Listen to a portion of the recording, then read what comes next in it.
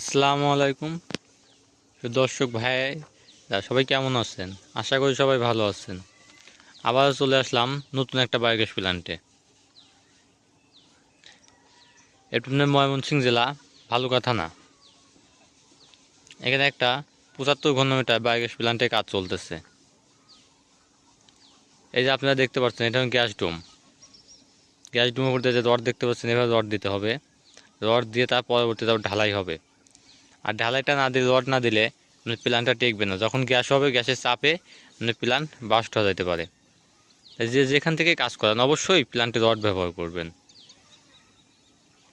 আর এটা দেখতে পাচ্ছেন, এটা পাইপ।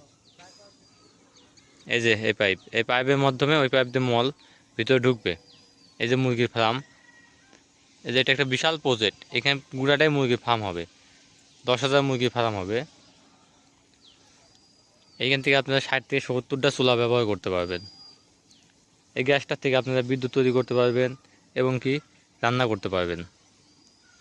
এখান থেকে যে জৈব সারগুলো হবে, এটা আপনি পুকুরে দিতে পারবেন এবং গাছে দিতে পারবেন, জমিতে দিতে পারবেন। তাহলে আপনার সার ব্যবহার করতে হবে না। আর ওই পাশে যে হাউসটা দেখতে পাচ্ছেন, ওটা হাইড্রোলিক চেম্বার হবে, ঢালাই সেখানে আবার গাঁথনি করতে হবে।